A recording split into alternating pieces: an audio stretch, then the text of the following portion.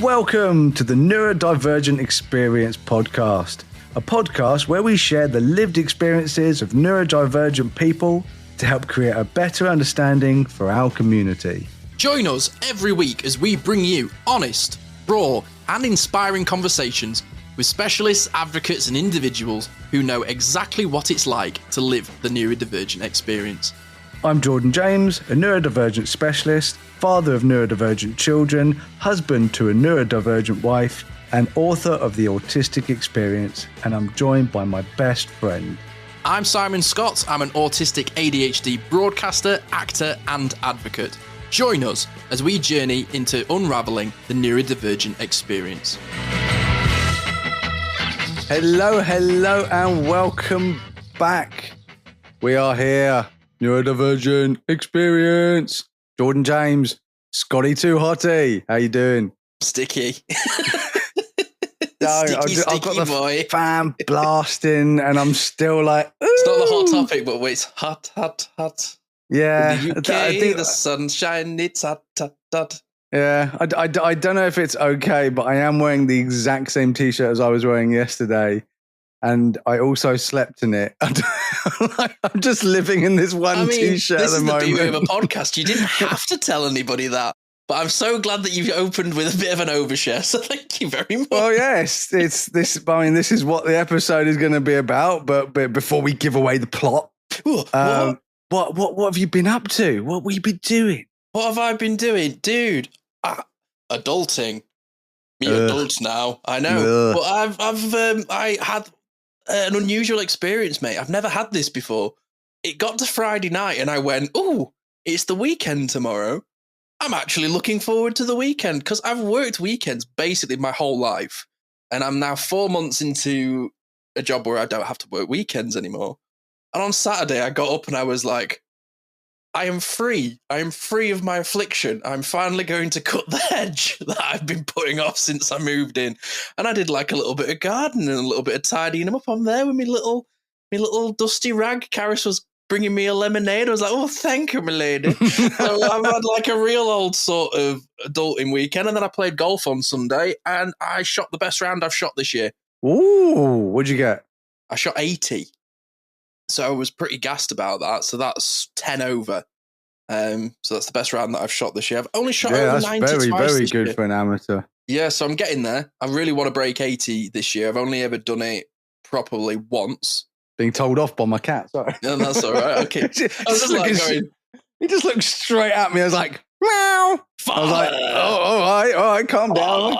It's okay. Another thing as well in my week, Karis really now wants to get a cat, so she's in the deep research. There is no other cat other than a Maine Coon. Every other cat pales in comparison, and every other cat is basically just a kitten.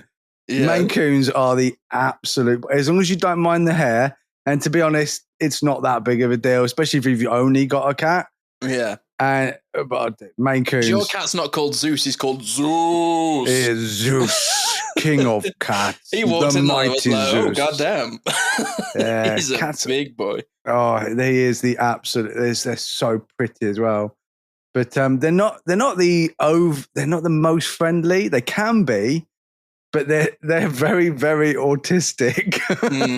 It's very I'm on his time rather than he's on my time. Yeah, but the thing is though, is I would kind of like. I've had dogs before, and some of the sensory things that come with it, and the fact that they go, walk me now, and I'm like, I want to, but I can't. It's hard owning a dog, especially when you have PDA, which is what we are here to talk about. I would talk about my weekend, but I was working, and so that was it. I was like, how was your week? You're like, moving on. I go, yep, cool. Yeah, I didn't really do much. And in the evenings, Sylvia and I just watched King of the Hill. That is literally all we are doing at the moment, is watching. That is my life now, is we are completing all 14 seasons of King of the Hill. You got a good Hank Hill impression yet? He worked on it. I'll tell you what. I'll tell you what. That boy ain't right. That boy. Yeah. I keep saying that to Ollie, my little dog. Is that boy ain't right? Well, that is like the funny thing about PDA. It's like, take the trash out. No, father, boy ain't right. Yeah, by the way, just spoiler alert, Hank Hill was definitely autistic. I looked at a Reddit feed that was like, no, I just think he's like, he's just really, really anal. And I'm like, have you never met an autistic person? Yeah. Sample size is small. That man has all the tism. Yeah, he's a top tier tism. He's a traumatized tism. Anyway, yeah. Aren't we all? We are indeed, yeah. Aren't we all? I can definitely relate to Hank Hill. So yeah, we're talking about PDA. That's pathological demand avoidance, that mystical thing that according to the NHS does not exist. But we all know it bloody does. Now, I prefer the idea of it being called rather than a pathological demand avoidance. It's an obsessive need of autonomy. So I have this need for autonomy where I need to feel in control, but at the same time, so often because of it, I am completely out of control.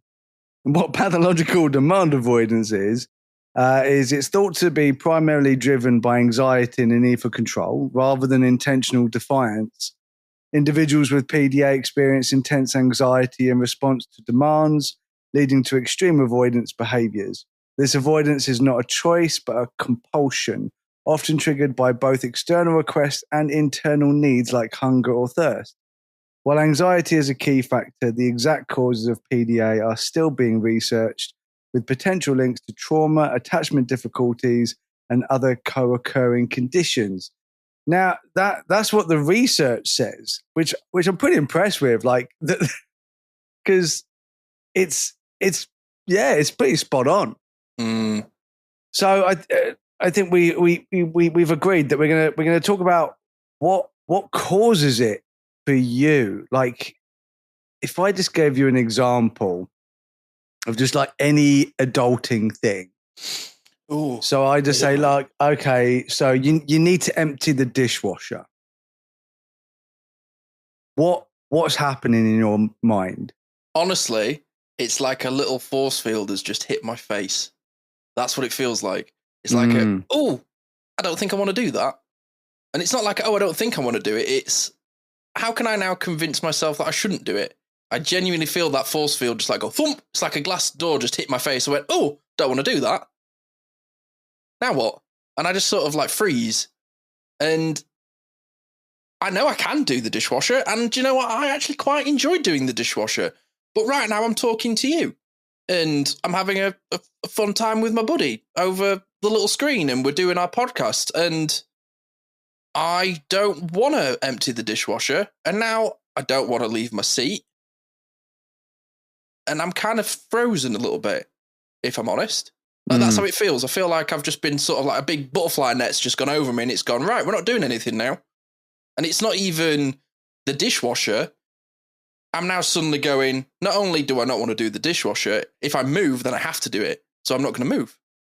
And I can almost feel my dinosaur hands kicking in of going, oh, no, I don't want to do that. And I feel a little bit sort of a bit tight. It's literally like an instant thing. It was like you just flicked a switch by asking me to do that. And I went, no, I don't think I will.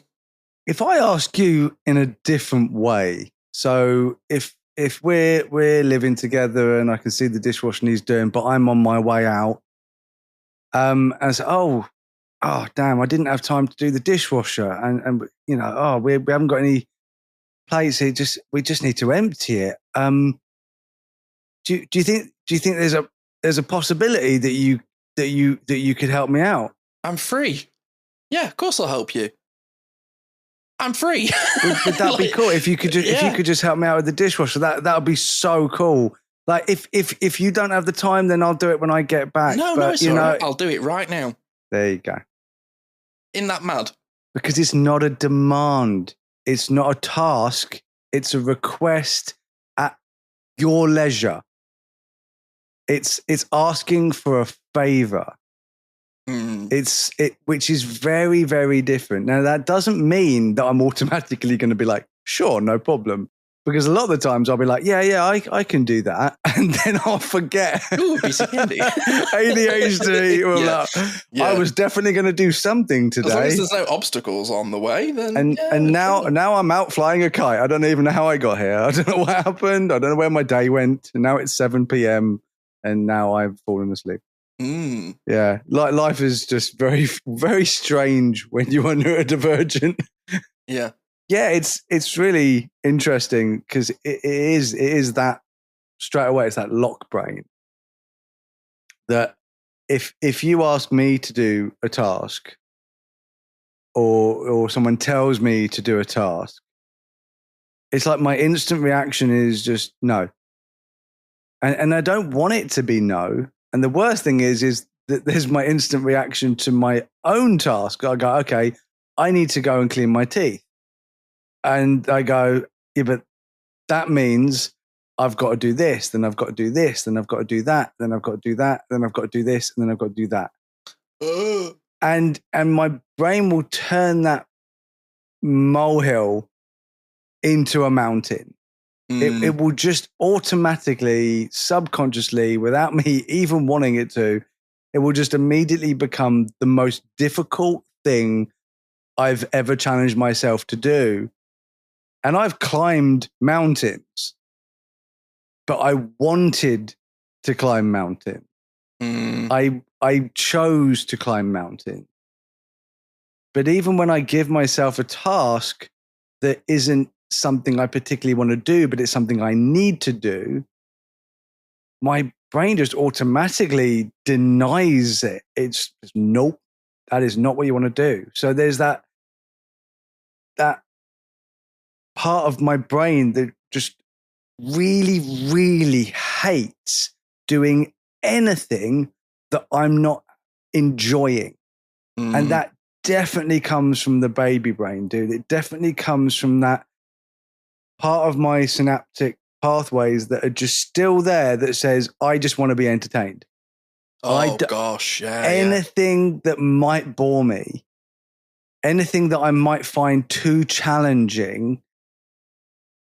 So the anxiety kicks in, the boredom kicks in, the overthinking, the catastrophizing kicks in, and every aspect of that demand becomes intensely more difficult for me to get my head around.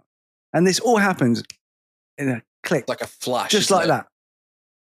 And most of the time, I can get through it. But it is so weird how it just happens. Do you know what it makes me think of? And I've got this sort of like written in my notes. Have you ever read a book that you're really enjoying? Like really, really enjoying? And you can't it's called put The it down? Autistic Experience. It's by Jordan James. Nice plug. But you know that feeling of when you pick up a book and you're into the story and you're really enjoying it and the chapters just fly. You know? Yeah, there's another book. It's a little different from the rest by Joe James. Great writer. But there is that feeling, isn't there, of the page burner, and you can't put it down. Now, I have an opposite sort of feeling with books, where say it's like, oh, you have to read this book for university or for school. You cannot write your essay unless you've read the book. And I'm looking at a chapter, and then suddenly you're checking a few pages in front to see when the next chapter is. And then you're looking at the rest of the book and you see that big wedge of pages and you're like, oh, fuck off. Yeah. That is PDA. That's what it feels like. It's that, oh, look at all that. Oh, bugger that. I'm not doing that. It's the idea that you've got to read it and remember absolutely every single thing in that book. Right. Even as I'm saying it, it makes my tummy feel funny. Yeah, I feel on edge. Even talking about it, I feel slightly on edge. Do you always feel like whatever someone's going to tell you, you have a fear of failing at it as well? Oh, dude, that's the big one for me. I'm definitely not going to do this properly, and someone's going to be annoyed at me because I didn't do it properly. I would rather be told off for not doing it than being embarrassed at doing it wrong. Yeah, God, that is definitely the trauma side of it. Yo, dude, people have been bloody mean to us. for us to end up like that. Oh God, there's so much. Like, it even makes me think of, like, I was talking about doing the garden this weekend. I got up and I just did it. I just got on with it because I was like, oh, I want to do it. But I have made every excuse under the sun not to do it, to the point of I was like, oh, it's too hot. The hedge will burn if I cut it. Fuck off. Like, why am I telling my son that? I'm like, fire. It's rained. It's rained too much. Bush. It'll be soggy. Like, some of the mental gymnastics that I've put through myself to kind of do it. And then one day I just woke up and went, today is the day. I am welcome to do it. But dude, if I was playing a video game at home and it's a Saturday, and then my dad comes up to me and goes, could you cut the grass for me? Like, right now. Yeah, good luck. No. But the argument that used to happen because of it. And even to the point of, we'll go one step further. Yeah, I go and cut the grass for my dad, and I hate every second of it. Even though I like cutting the grass, I hated every second of it because he told me to. And then later that night, I won't go to bed when I'm meant to go to bed because I want the hour that I lost on my game cutting the grass. So then it's almost like I have like revenge time of going, well, I missed out on the thing that I really wanted to do, and I'm going to get back up myself, but now I'm not going to sleep. And I'm having PDA over sleeping because I know I have to, but I want to play my game because I didn't earlier. And it all just sort of loops. It just like, if I think I think it's gone, but it hasn't gone. It'll get revenge on me later in the day. I just have these sorts of, it's never not there. You know, it's like if it'll go away for a little bit and then it'll rear its head and it'll go, remember that thing that you wanted to do that you didn't get to do? We want to do it now. So put your tea down and go and play your game. It's embarrassingly crippling. I mean, it is my main disability because it affects every aspect of my life. So a lot of my other disabilities, physical, mental disabilities, they affect certain things in my life at certain points in time, depending on, you know, where I am, what I'm doing. But I feel that PDA just, it's like a shadow that just follows me around constantly. It's always there. It's always bothering me. It's always stopping things just being easy breezy.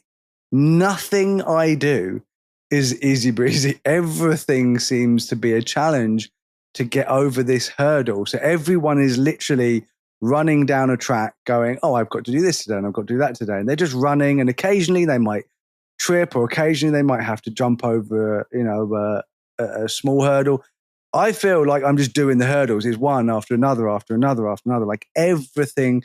So the only time I feel fully relaxed, fully like I can just, PDA is not following me around is when I'm on like the all-inclusive tropical breaks, like we're in Mauritius or when we went to zero like expectations, Turkey and just Gran Canaria. Yeah, we get out of bed, everything like breakfast is there, it's all done for us, and we just laze around, maybe go swimming, maybe walk around the town if we feel like it. There's no expectation, there's no demands, there's just do whatever you want. You basically, you're pampered and you're looked after like you're a little kid. And that's when I'm the most happy, is when I'm just being a little kid, where I don't have any adults telling me what to do.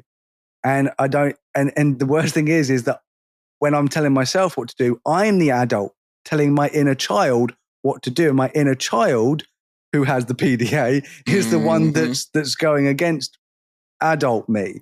So I'm constantly in a battle between my child and my adult self of, do you really want to do that? And I'm like, yeah, I'll give you a quick example before we go for a break.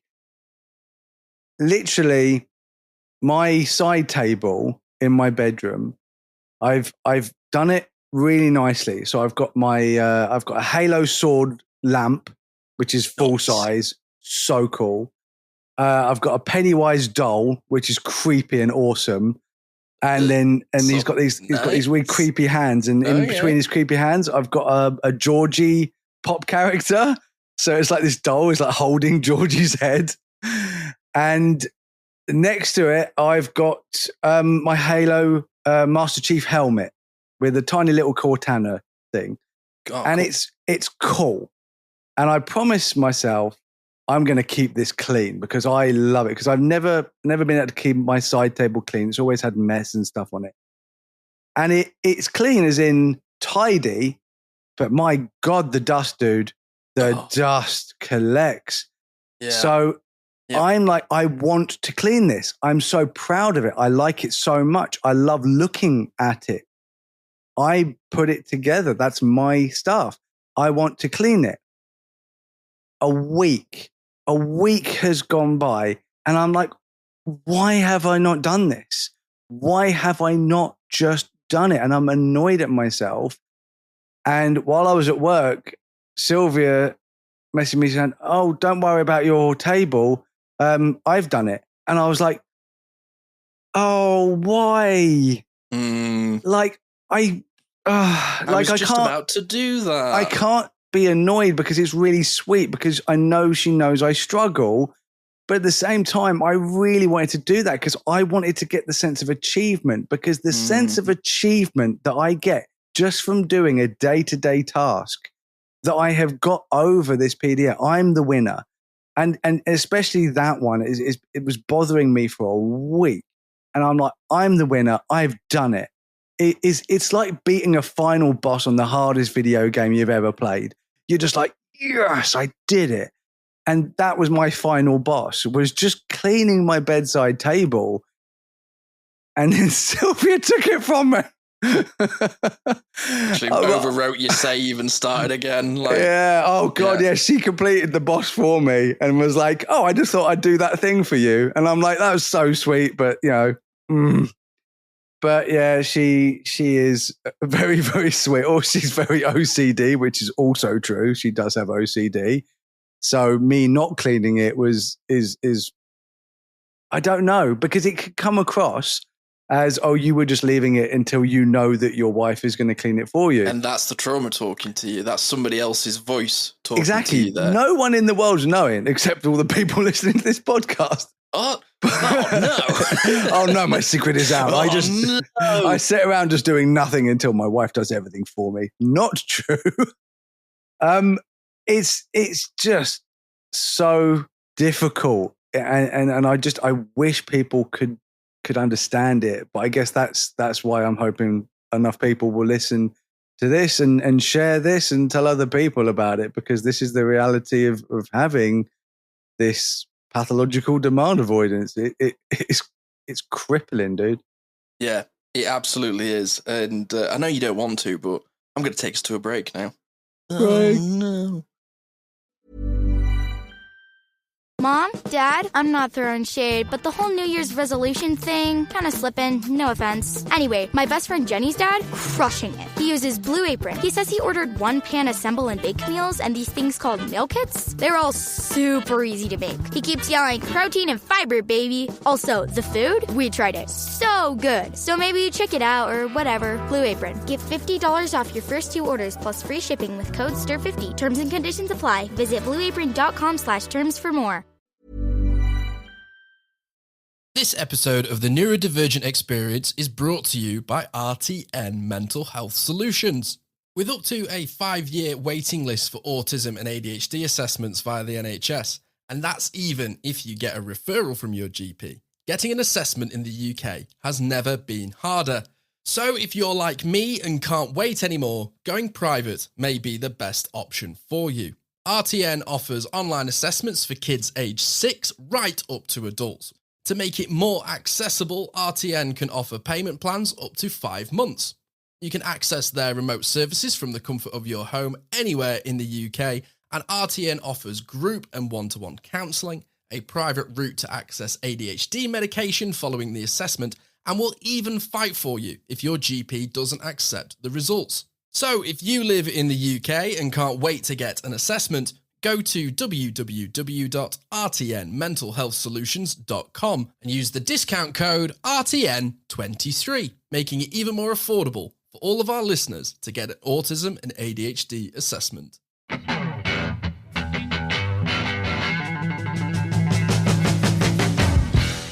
welcome back to the Neurodivergent Experience. Simon Scott here, as always, with partner in crime, Mr. Jordan James. No, I don't want to do it anymore. We don't want to do it anymore. We said we will, so we're here. You're all welcome. So, our experiences with PDA, we've discussed a couple here, but there are some simple, it's so simple, but I was thinking about this when we were discussing sort of putting this episode together about how it affects like everyday life, right? I have to tell myself to go to the toilet every day. Like, I will hold myself to bursting point. So relatable. Every day. Like, I will not go for a tinkle until I'm literally nearly piddling myself. Oh, I've nearly crapped myself. And I get to that point where I'm literally squeezing my cheeks together on the way to the toilet because I leave it to the very last second sometimes. And that's such a simple thing, you would think, right? But it really isn't. And it goes deeper than that. I can be sat here and I'm doing a little bit of work and I go, oh, I've left lunch a little bit late today, but I'll just finish this little bit of work that I'm doing. Dude, it's like we have the same brain. Just finish this little bit of work. I'll just finish this. Yeah, I'll just do this next bit. I'll just do this next bit. I'll just do this next mission. Bit. I'll just do the next. And by the time you finish, it's like 4 o'clock, and your stomach's eating itself. Why are you home, babe? Fuck. Where did you come? Oh, so many times Sylvia's walked through the door and I'm like, where the hell did you come from? She's like, why have you not eaten lunch? And you go, my tummy.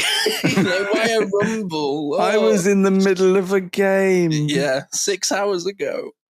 Yeah. Oh, so they're like just little things. But another thing that I keep doing, and Carrie said it to me this morning, and I felt that the sting of shame a little bit and a little bit embarrassed.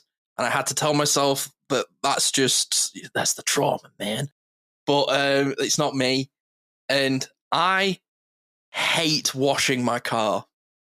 I hate washing my car. I don't wash my car. I pay other people to wash my car. But I don't take it to other people to wash my car either. No, I also don't do that until Sylvia's like, you have to do it. You have to.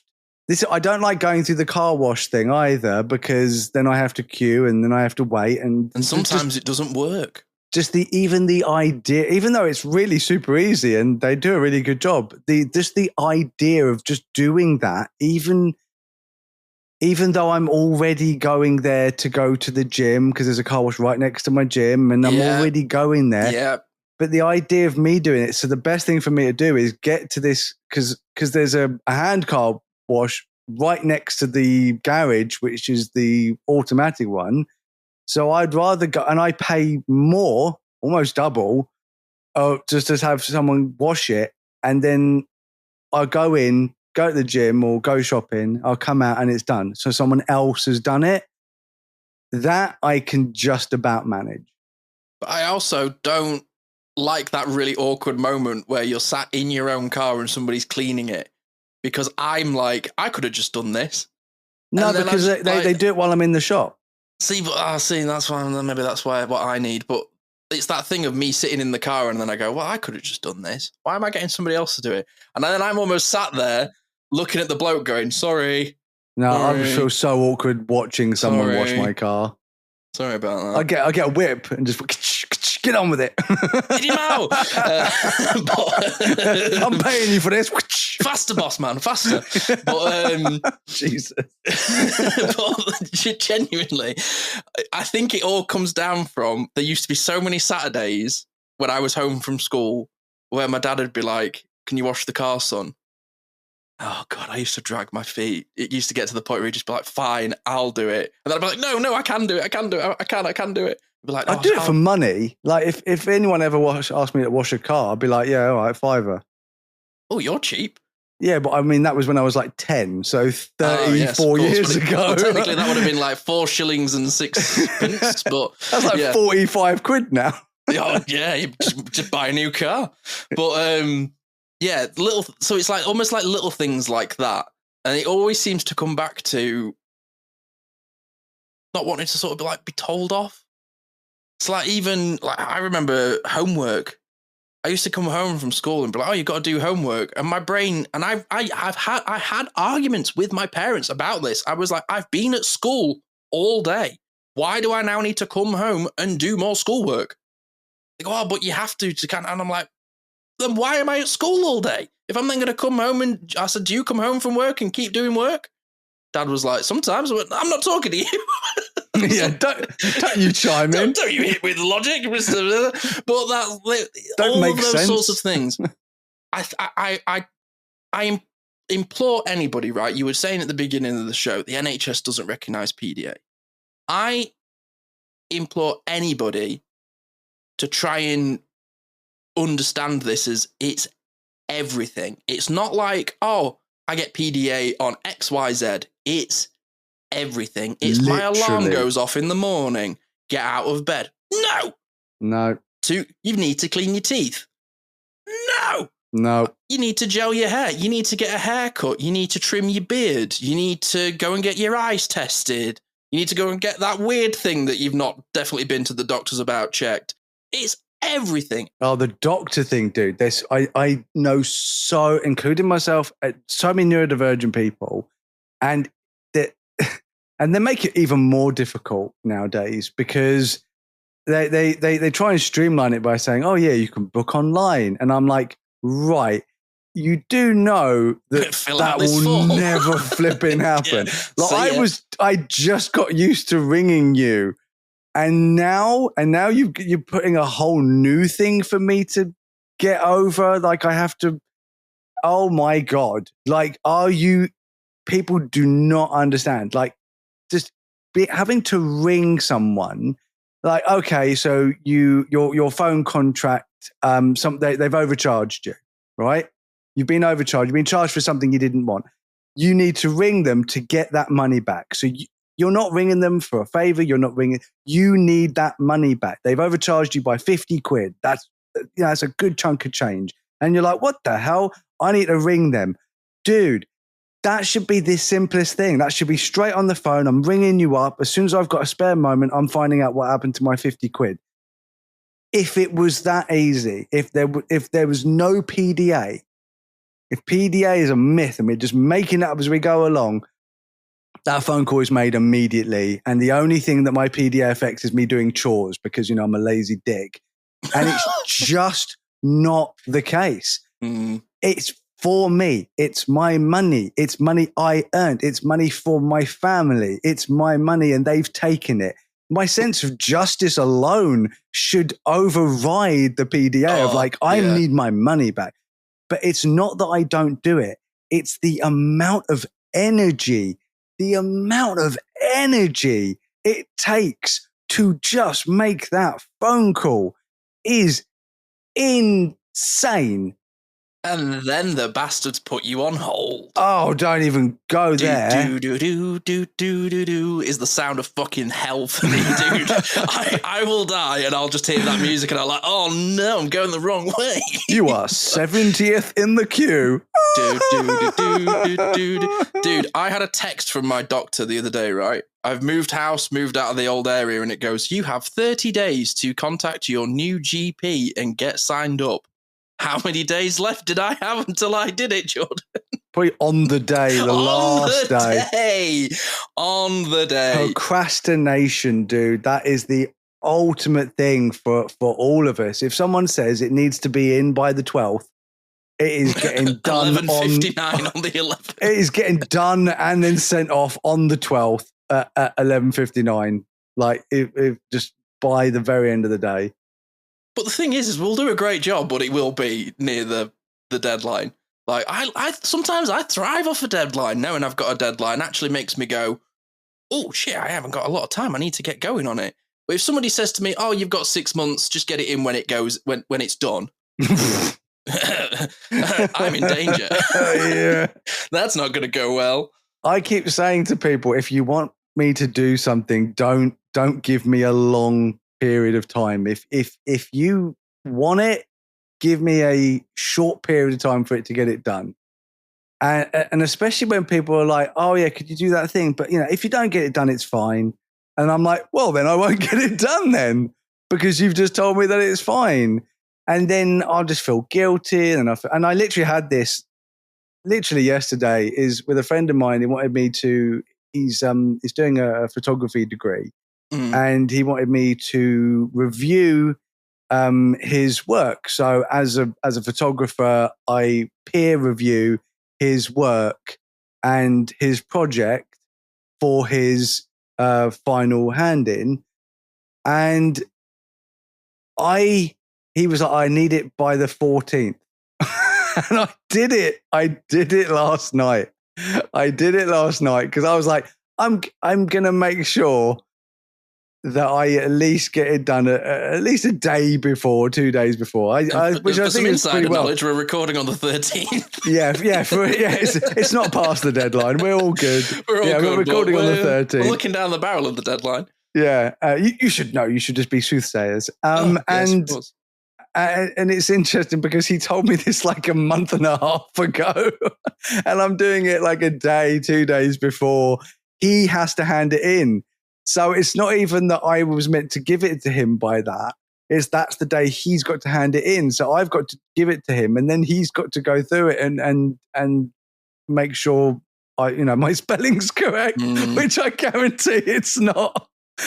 So I did it last night, and I got to a point where I was like, and I think I did a really good job. To be honest, it's so annoying because it's like a train. I feel like it's like a big, heavy steam train. Every time I want to do something, it just takes so much energy just to get going. But once I get going, can't stop. I'm in the groove and I'm fine. I'm absolutely cruising. Do you find with your PDA, though, just using the sort of steam train analogy, once I get going, PDA will then kick in and I can't stop. It's like once I get into a rhythm of it and I get going, I start doing too much. It's like on Saturday, I start doing the hedge, but then, I need to do the grass as well. And then I need to do this, and I need to do this, and I need to do this. And then Karis goes, we're going out at 2. You haven't got time to finish it all.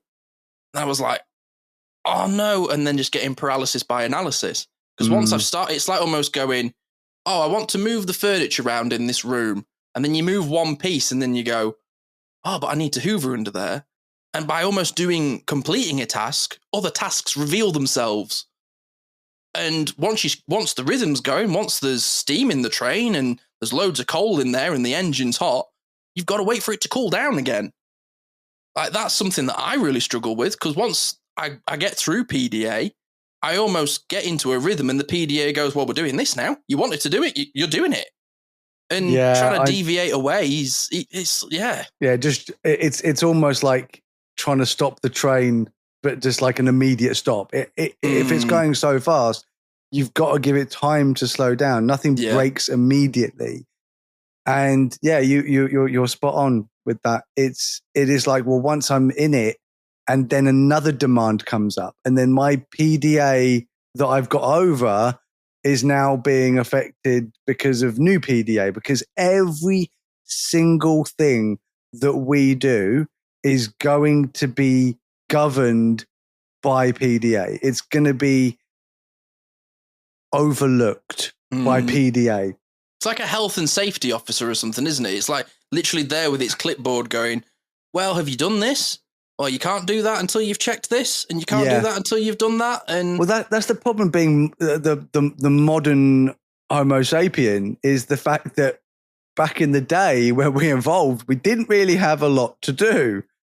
So it was like, well, if you don't do this, you'll probably die.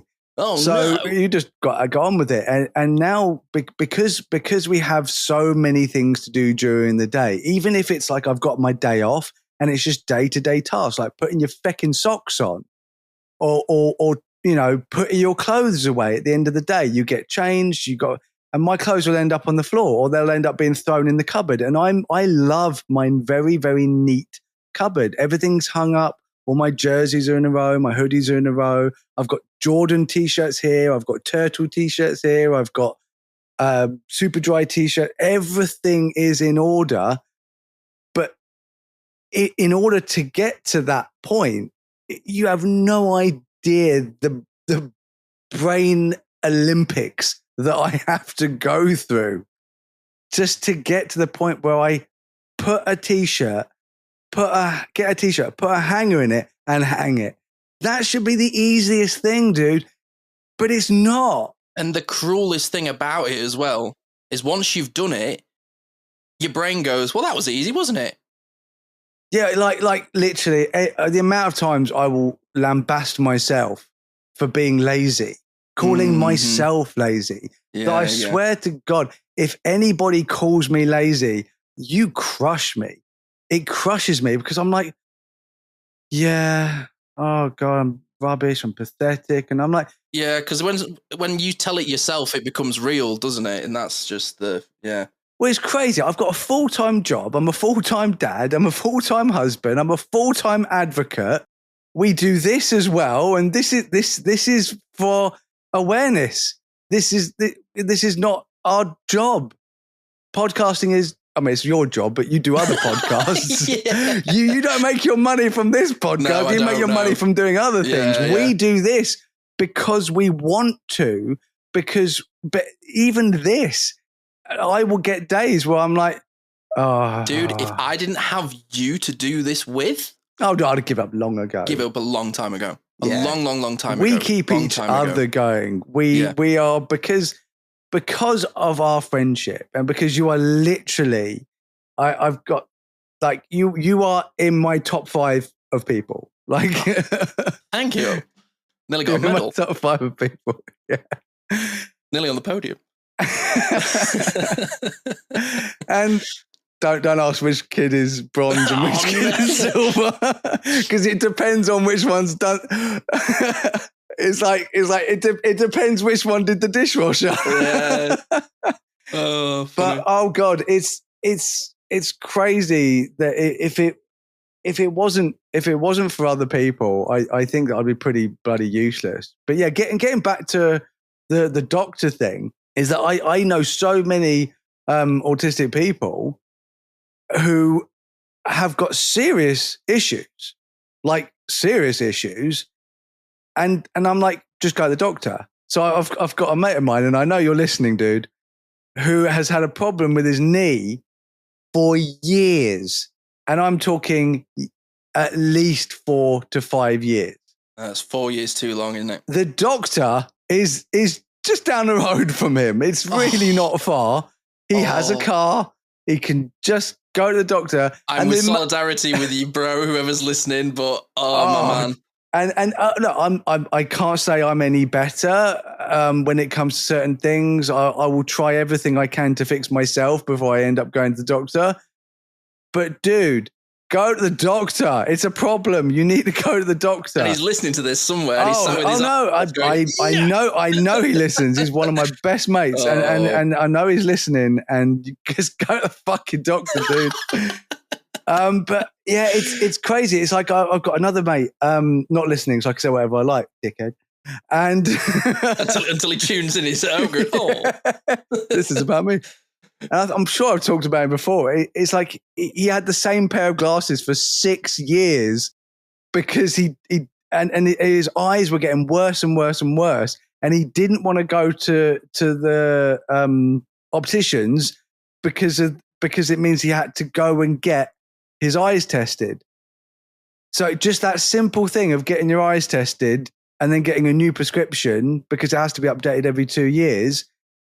And he was just sitting there suffering with the like itchy eyes and tired eyes because his prescription wasn't strong enough anymore, that he would suffer through it rather than just book an appointment at Boots or wherever it is.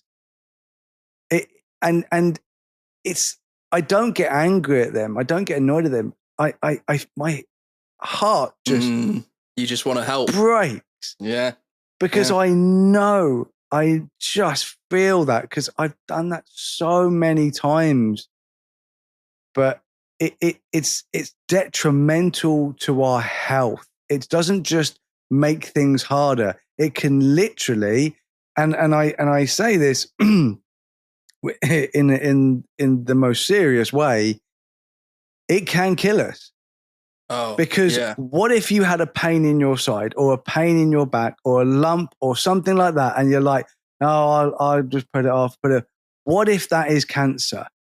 What if that is cancer, and the PDA is putting you off calling a doctor, because trying to get hold of a doctor nowadays is like trying to find the Holy Grail.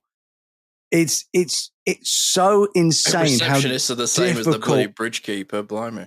Yes, it's so insanely difficult to get an appointment for an average person, let alone somebody who, and I don't use this word lightly because I don't like it, but suffering with PDA, because that could kill us one day. It really could. And there are so many,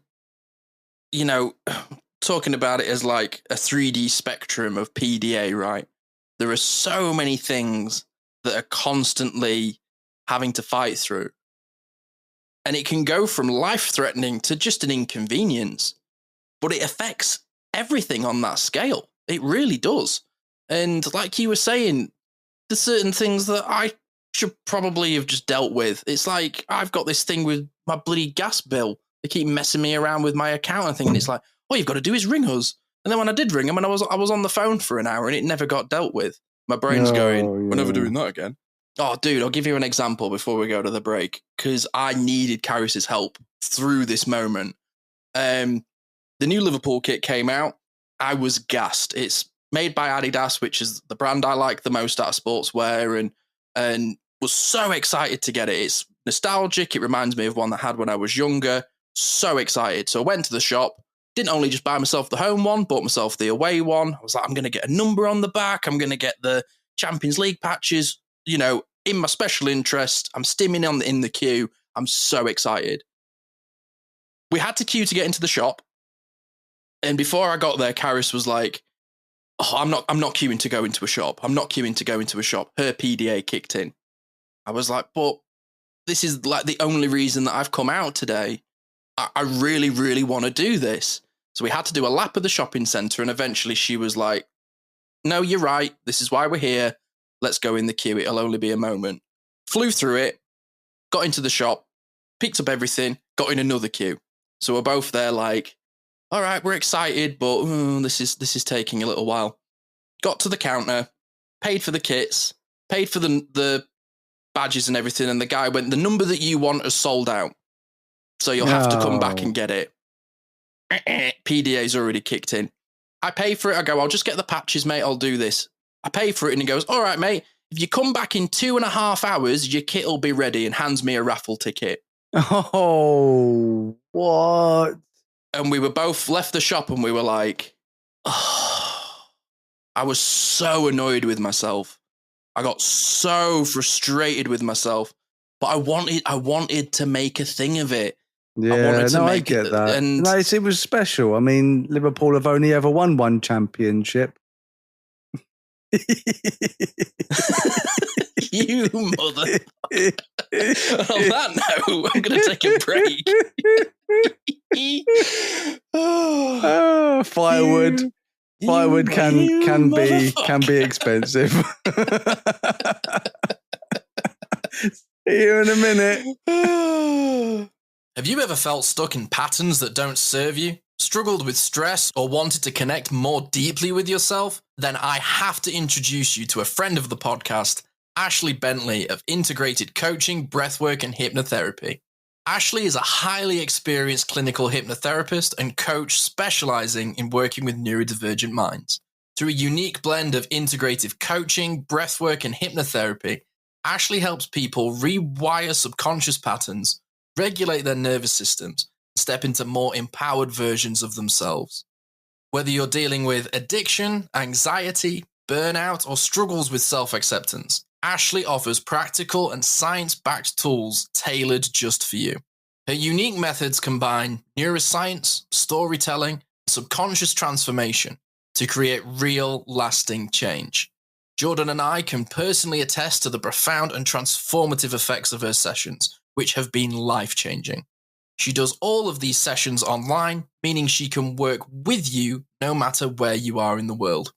If you're ready to break free from old patterns and start living with more clarity, confidence, and connection, go to bit.ly/AshleyNDE to book a free consultation or learn more.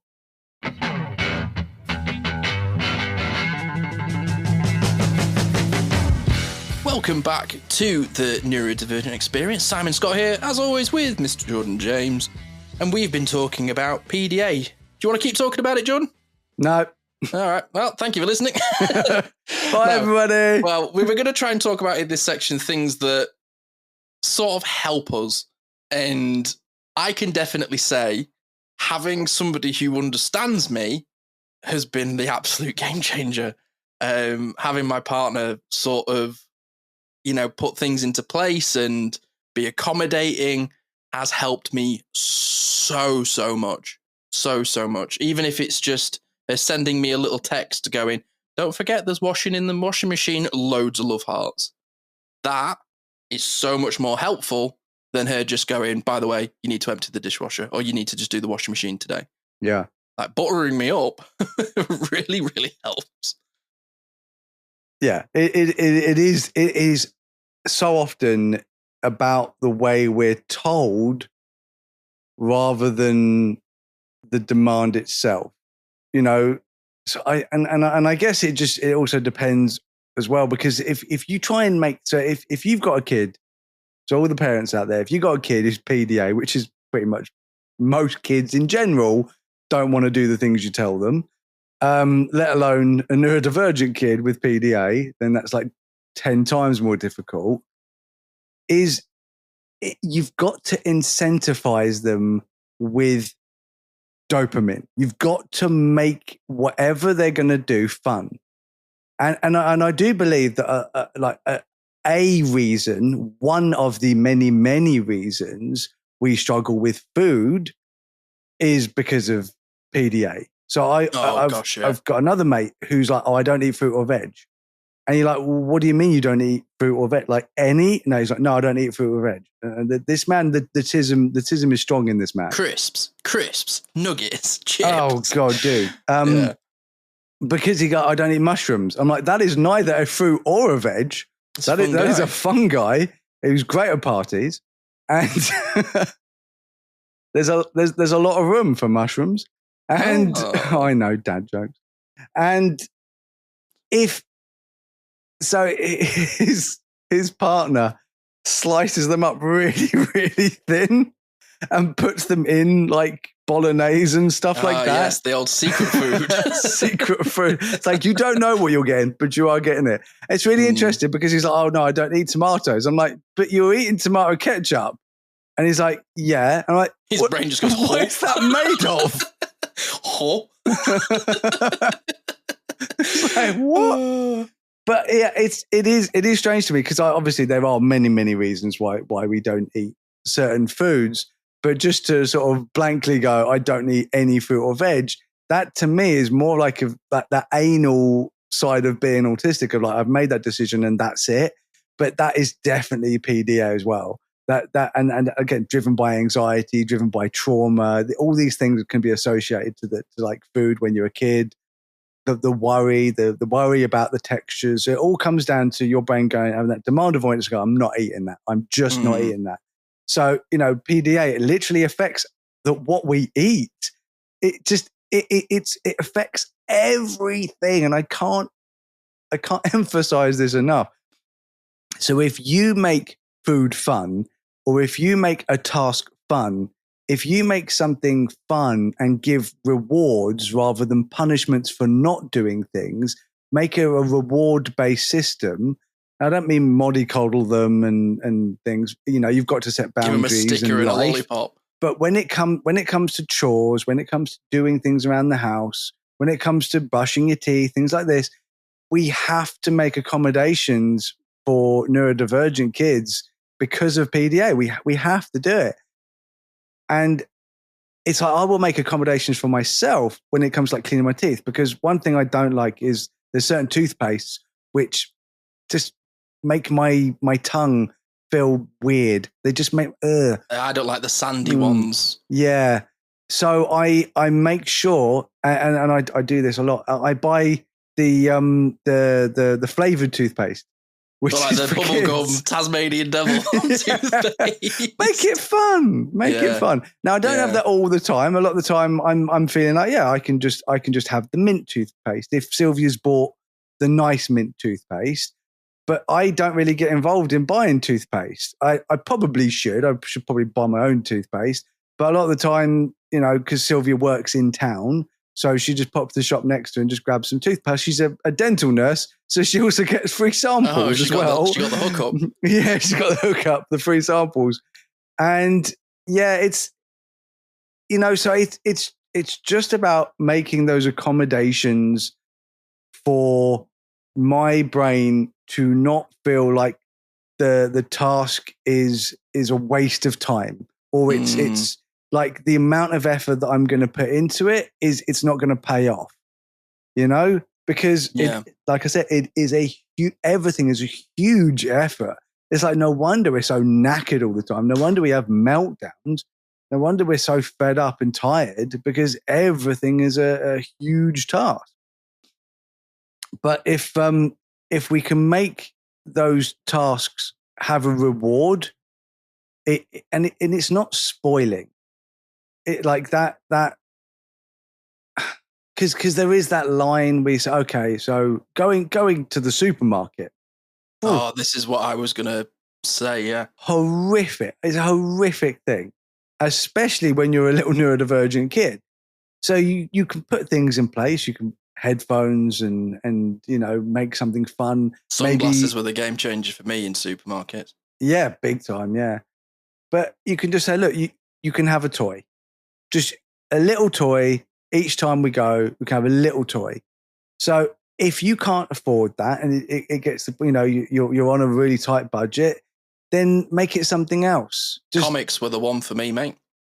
Yeah, oh God, books were the one that got me. Like, I used to get a Match magazine, which was like about football, so it was my special interest. Yeah, I used to get that. And sort of like tie it all together. And one of the big game changers for me is getting the food boxes, like Hello Fresh or Gusto or other products are available. But getting something like that goes, I would like to make a really nice, chicken parmesan with a salad and this. You tell me to go to the supermarket, buy those items and bring it back. I will forget something, I will have a horrible time, and then I won't want to cook it when I get home. But having it delivered to my door in a box with all of the ingredients measured out exactly how I need them, and I can just throw it all away when I'm done, has been a game changer. Like, taking the shame and the embarrassment out of my limitations has really, really helped me with PDA. Like, really, really helped me. I struggle going into the supermarket. So my partner will go with me and she will walk me in a specific sort of way. And we always seem to forget something. But rather than when I do forget something, she'll just go, oh, you've forgotten something again. It's, oh, never mind, we'll get it next time. And she really sort of softens the mental blow for me because I am so hard on myself. And even like when the car hasn't been washed, one of the things that we had this sort of morning as I took her to work is there was a spider web on one of the windows. And she was like, oh, look, there's a spider's moved into your car. Rather than going, it needs washing, she went, oh, he'll have to pay rent soon if he's there longer. And she made it fun. And it made me kind of go, yeah, I can get my head around that. So that I can testify that does really work. But it's the sort of putting things in place and making it fun. Like, I love my hair. I love gelling my hair. I don't like washing my hair. I never have. I don't like the sort of sensory feeling of it, even though I love swimming. I love water. I like being in the shower, but I don't like washing my hair. I don't like all the soap and sort of getting in my scalp and how it feels. So Caris has helped me find shampoo that I like. And she wasn't a dick about it. She was like, well, what sort of smells do you like? What sort of textures do you like? Do you want an all-in-one? Do you want this? And she took it off my plate and just helped me with it. And now when I wash my hair, I like it because it's taken all of the little micro tasks that come with it away.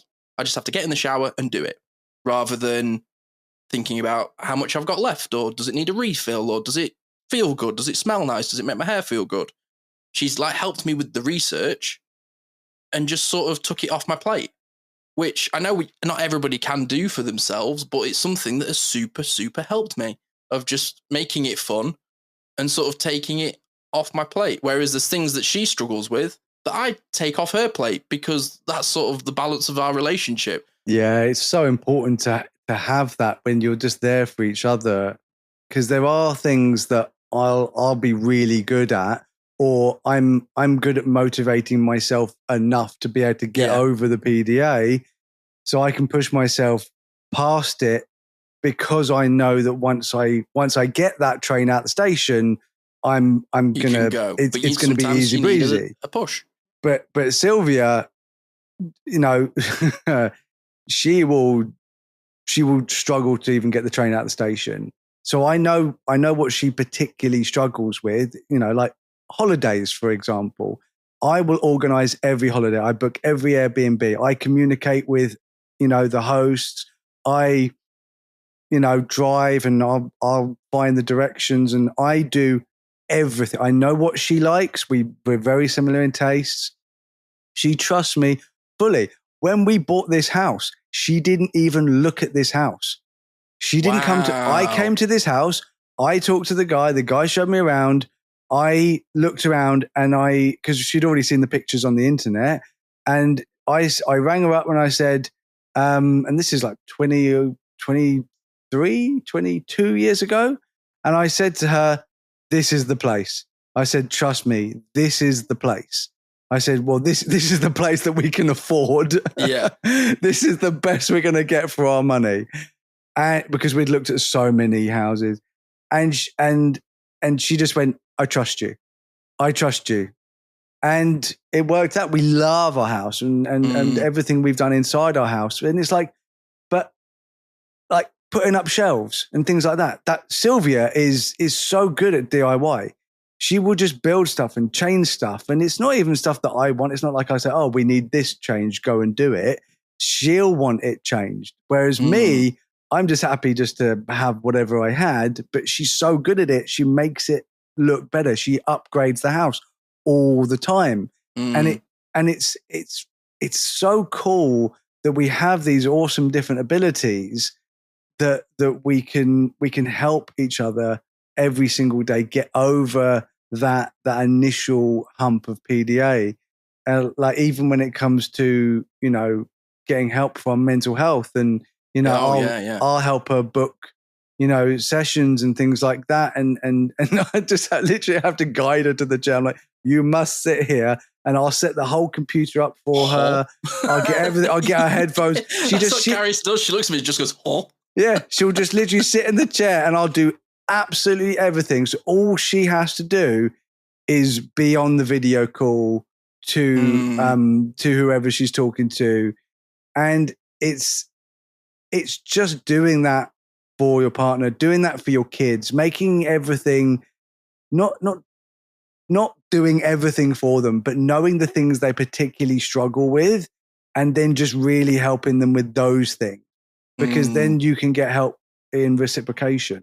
And a thing to think about as well, whether you're listening to this on your own, with your partner, with your family, for kids, with kids, whatever, is the things that we neurodivergent people are good at, we excel at. So if you can find a sort of support network or a partnership where all of your strengths are combining and covering each other's weaknesses, you create a really strong foundation, because the things that I'm good at, I excel at, but the things that I struggle with are disabling. Whereas I'm fortunate in that I found a partner who's kind and caring and accommodating, but her strengths also really complement my weaknesses. Like when we bought the house, Caris really struggles with paperwork. She struggles on the phone, and she struggles with legal stuff. And I'm great at that because I do it as part of my work. So when we bought the house, she viewed it and loved it, and I loved it. And then I kind of just came to her with the paperwork and went, sign here, sign here, sign here, sign here, and here, sign here, sign here, and here, and here, and here, and here, and here. And done. But then when it came to moving, that's when she took over and was like, well, we're moving this here, that's going away, that's in there, that's moving that day, that's moving that day. Because that's what I'm not good at, is change, like extreme change. Taking a house apart freaks me out. and it really messed with my head having things in boxes, but she knew that it did. So she then made like accommodations and helped me there. So when it works, it really, really works, sort of supporting each other and pairing up and sort of, you know, one of the things, especially being an unmasked person, I think we'll end here, is accepting your disabilities. I've had to come to terms with the fact that I am disabled. I'm not lazy. I'm disabled. Yeah. I struggle with things, and I've had to really let that in, soak it in, and not be afraid to hand something over to somebody without ruminating or, you know, that RSD, that perception, thinking what they think of me.